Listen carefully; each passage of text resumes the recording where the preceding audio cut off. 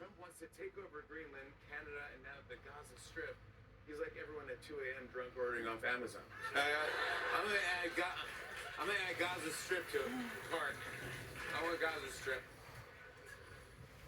As President Donald Trump seems to add another territory to his wish list, allies in his administration are now scrambling to clarify what he really meant when he said that the U.S. would take over Gaza, possibly with the assistance of U.S. troops. As far as Gaza is concerned, we'll do what is necessary. If it's necessary, we'll do that. We're going to take over that piece. We'll do what is necessary, he said, when asked about potentially using U.S. military in Gaza. Now members of the Trump administration are trying to clarify why he wouldn't rule out that possibility. Because I think the president is very good when he's making deals and negotiating, not to rule out anything, because he wants to preserve that leverage in negotiations. And so I think that's what he's doing here. Also unclear in the idea from the president is where would the nearly 2 million displaced Palestinians live. Secretary of State Marco Rubio suggests that any displacement would be temporary. So what he's very generously has offered is the ability of the United States to go in and help with debris removal, help with munitions removal, help with reconstruction, the rebuilding of homes and businesses and things of this nature, so that then people can move back in. But the president seemed to throw out a range of possibilities for the future of current Gaza residents when he talked about his idea on Tuesday. If we can build something for them in one of the countries, and it could be Jordan, it could be Egypt, it could be other countries, I hope that we could do something where they wouldn't want to go back. Who would want to go back? The only reason the Palestinians want to go back to Gaza is they have no alternative. I think the entire world, representatives from all over the world will be there, and they'll live there. Palestinians also. Palestinians will live there.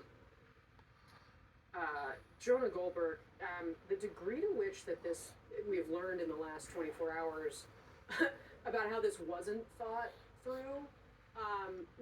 Jonathan Swan and Maggie Haberman over at the Times, they wrote it this way, right? The presentation from the president left more questions than answers, like, how would this work? How many U.S. troops would be required to clear out of Hamas and the mountains of rubble and defuse all the unexploded ordnance? What would it cost to rebuild a demolition site the size of Las Vegas? How would seizing Palestinian territory be justified under international law? What would happen to the 2 million refugees? In the hours after the announcement, senior administration officials were notably short on substantive answers. The reason for their evasiveness soon became clear. No actual details existed. Details. Look, I want to be real clear. It's an insane idea. Okay, it's when Joe Biden, I thought somewhat foolishly, tried to put in that pier to provide aid to Hamas fired on it.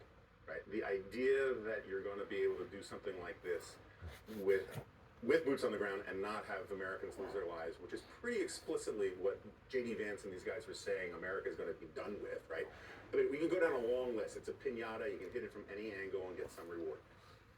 The one thing I will say in defense of all of this is, as just a giant middle finger to the sort of cliched conventional wisdom about how the Israel-Palestinian conflict works and the process of terrorist attacks on Israel. Israel responds. Everyone condemns Israel for responding.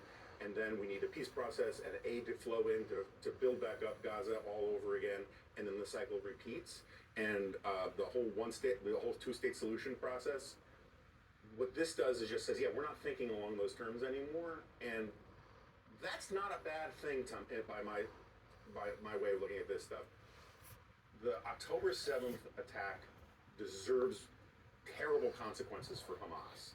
And this is part of that package of terrible consequences, even though it is an insanely stupid idea. Well, to add to that point, I mean, the bigger story here is the fact that Donald Trump is basically declaring unequivocal solidarity with Israel has essentially abandoned talking about any sort of two-state solution for Gaza.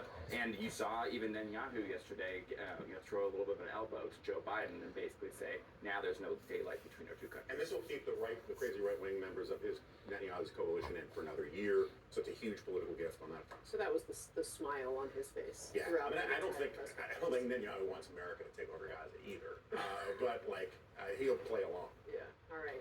Still ahead here on CNN this morning. FBI leadership